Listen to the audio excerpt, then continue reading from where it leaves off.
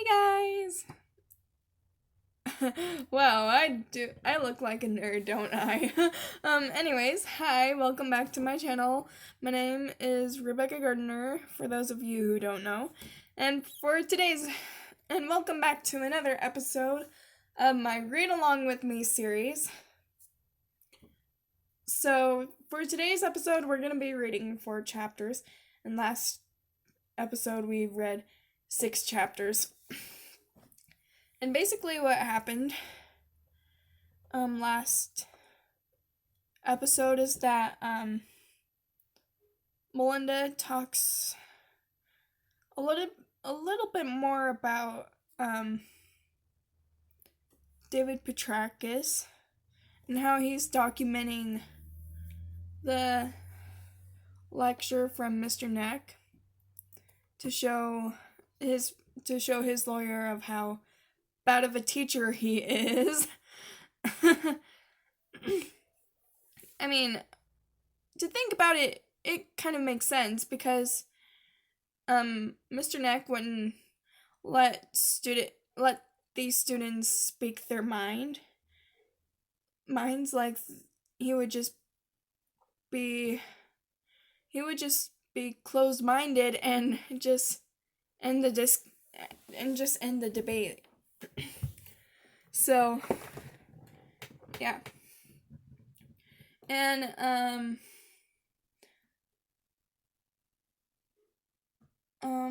if I could recall from,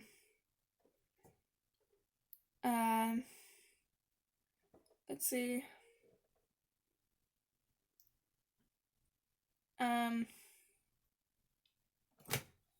okay, hang on.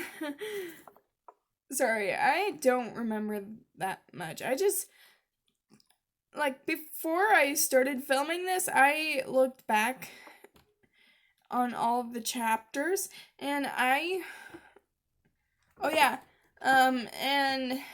they changed the mascot to wombats, and then, Christmas comes around and her parents got her a sketchbook, and then she works for her parents, and then she talks about her art teacher. So yes, that's what happened from last episode. But for today's episode,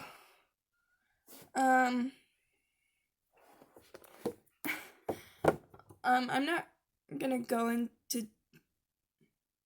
I do not remember much about it.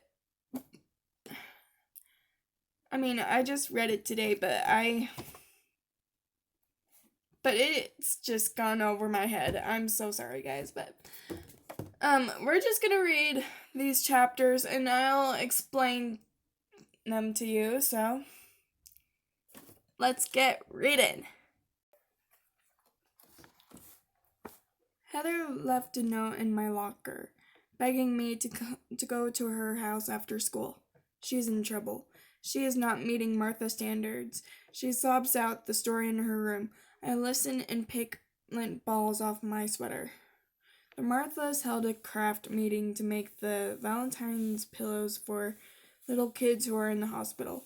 Meg and Emily sewed 3 sides of the pillows, while the others stuffed, stitched, and glued the hearts and teddy bears. Heather was in charge of hearts. She was all flustered because a few Marthas didn't like her outfit. They yelled at her for gluing hearts crooked. Then the top of her glue bottle came off and completely ruined a pillow. At this point of the story, she throws a doll across her room. I move the nail polish out of her reach. Meg demoted Heather to pillow stuffing.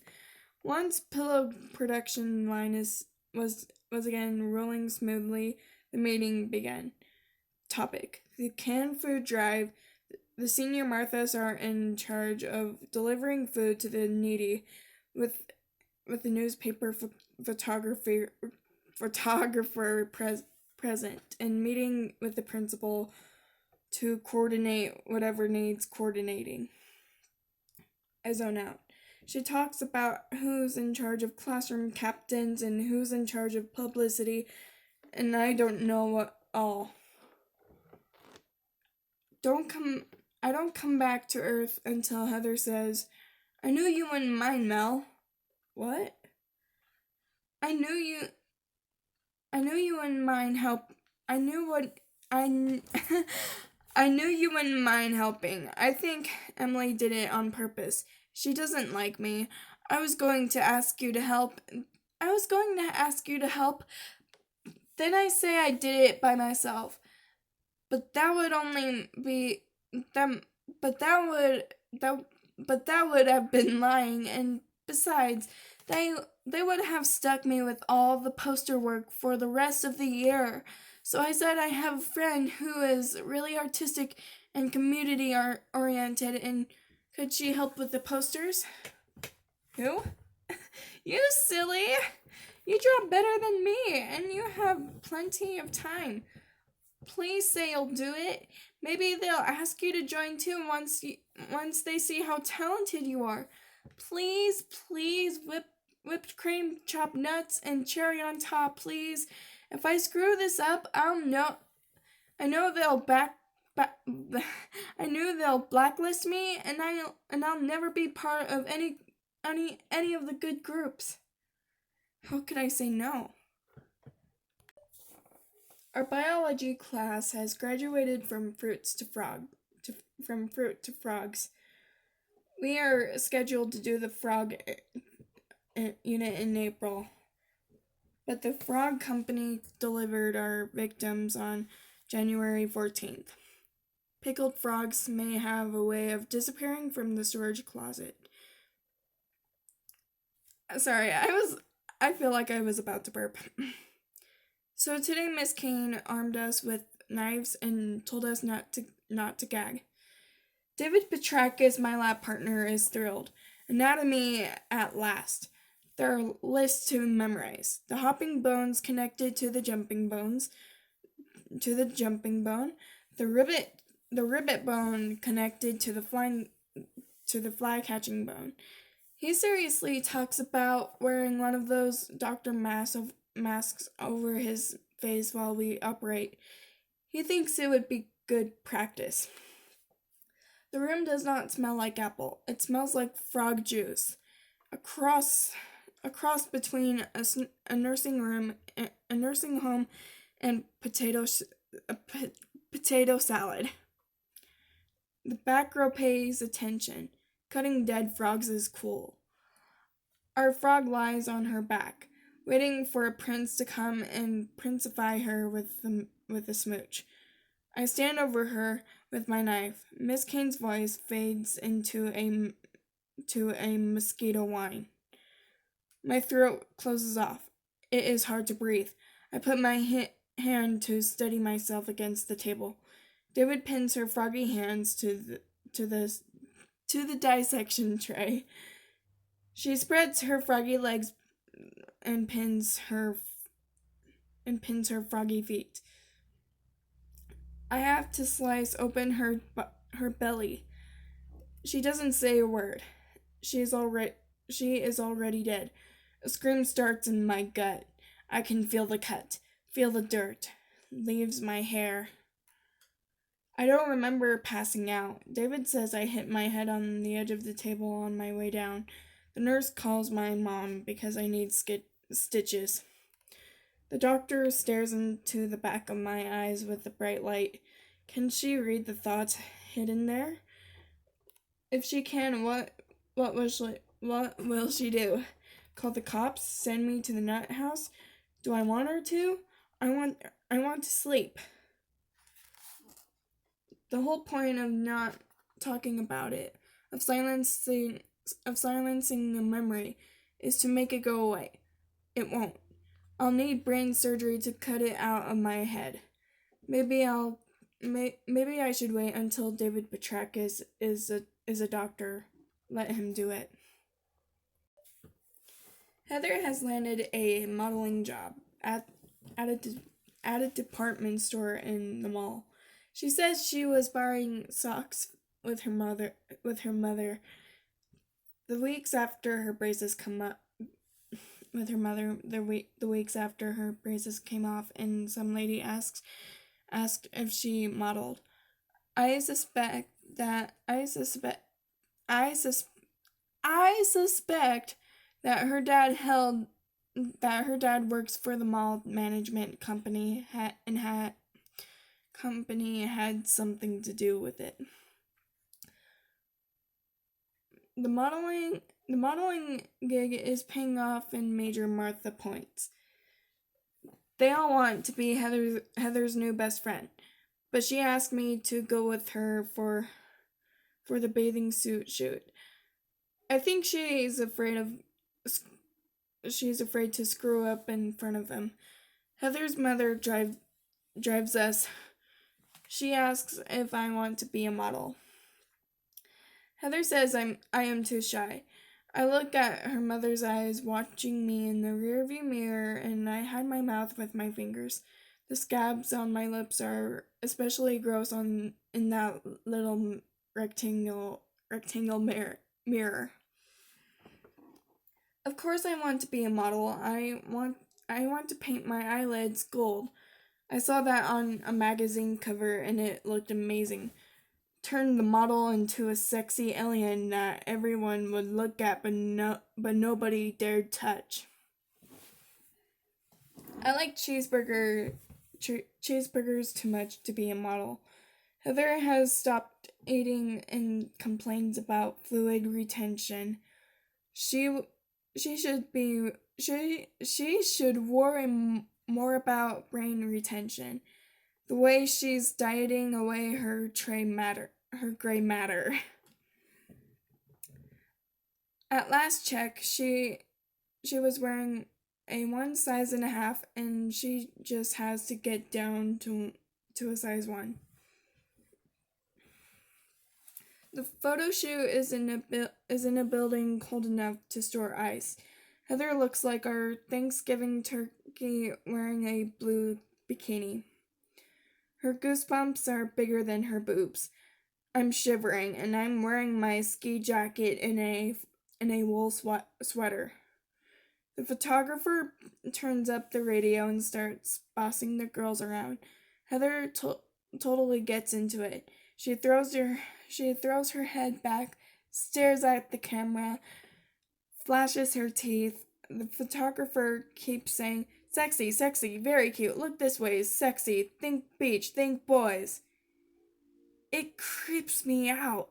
Heather sneezes in the middle of a group pose, and her mother runs in with tissues. It must be catching. My throat is killing me. I want a nap. I don't buy the gold eyeshadow. But I do pick up a bottle of Black Death nail polish. It's gloomy with squiggly lines of red in it. My nails are bitten to the bleeding point, so it will look natural. I need to get a shirt that matches. Something in a tubercular way. Mr. Stepman won't give up. He is determined to prove once and for all that algebra is something we will use the rest of our lives. If he succeeds, I think they should give him the Teacher of the Century award and a 2-week vacation in Hawaii, all expenses paid. He comes to class each day with a new real-life application. It is sweet that he cares enough about algebra and his students to want to bring them together. He's like a grandfather who wants to fix up 2 young kids that he just knows would make a great couple. Only the kids have nothing in common and they hate each other. Today's application has something to do with buying guppies at the pet store, and calculating how many guppies you could breed if you wanted to go into the guppy business. Once the guppies turn into X's and Y's, my contacts fog. Class ends in a debate between the animal rights activists who say it is immortal to own fish, and the red-blooded capitalists who know lots of better ways to make money and invest than investing in fish that eat their young. I watched the snow falling outside. Oh. I was about to turn off the camera, but yeah, so basically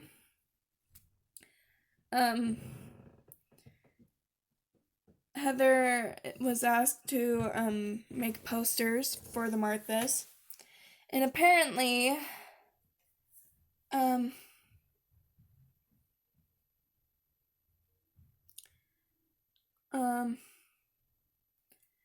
the three girls, Meg, and Emily, and Sayabon. I cannot remember the other one's name, but the three girls, Megan, Emily, and Sayabon, are not treating Heather very well. And the Marthas are not treating her well.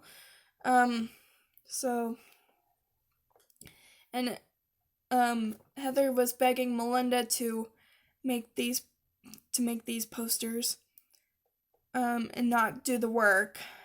And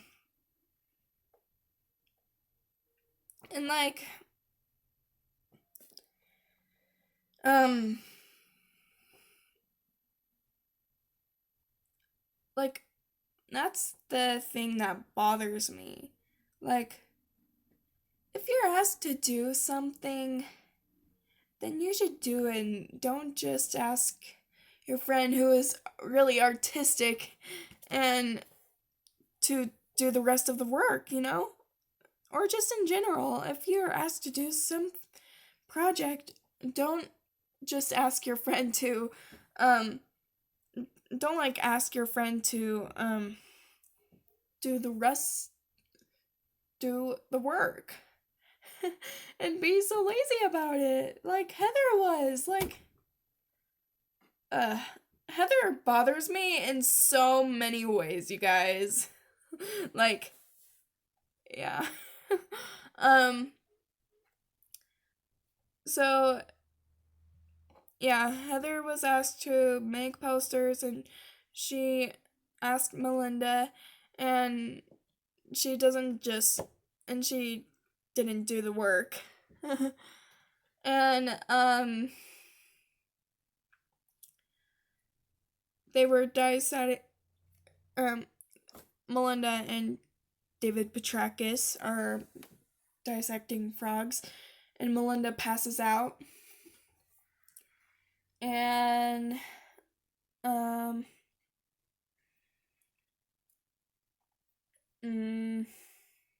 sorry, I'm trying to recall from what I read, because that happens to me. This happens to me sometimes. When I read something, I can recall from what I read, because everything just goes in the back of my head. It just, whoop, back in my head. Heather landed a modeling job, and that has earned her some Martha points.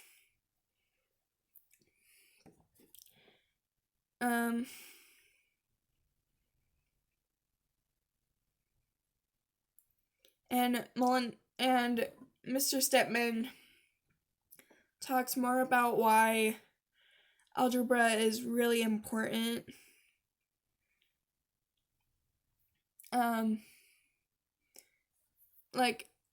Why it's important in real life. So, yeah. Okay, so, yeah, we're pretty much in the middle of the book. So, I want to ask you guys how you guys are enjoying this book so far. And who's your favorite character? Um, these are my discussions for the day. Like, so how are you guys enjoying the book? Are you,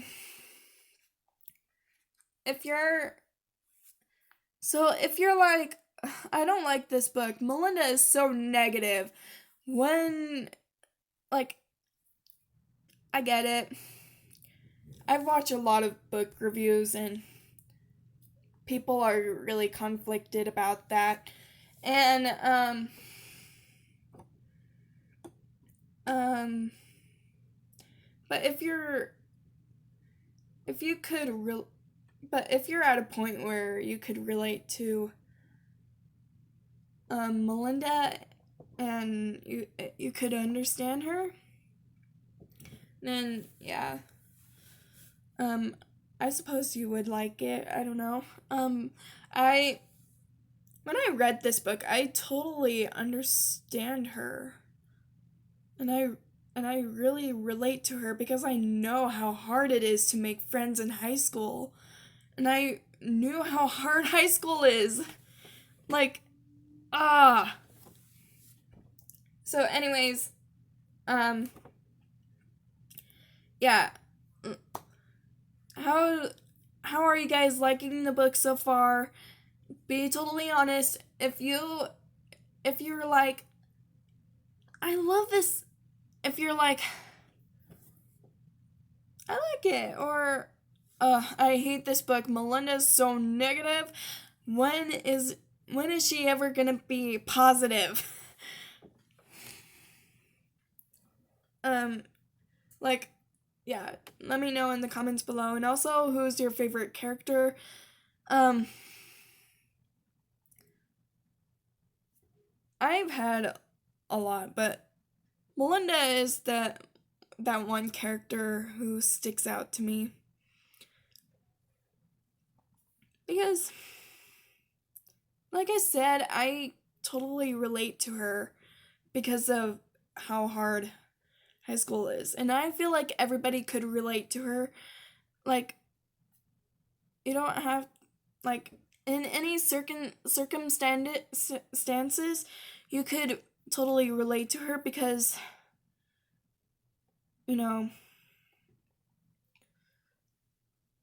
there are people who have depression who could relate to Melinda, and there are people who struggle to make friends in their freshman year in high school could relate to Melinda. Like, a lot of people could relate to Melinda if you think about it. But if you have a favorite character, let me know in the comments below. And yeah, I hope you guys enjoyed this episode, and I hope you guys enjoyed the series. Remember to stay happy, stay safe, and stay cool. And I am off to the moon, and I will be back soon. And please be careful, you guys, with the coronavirus coming around. Okay, bye.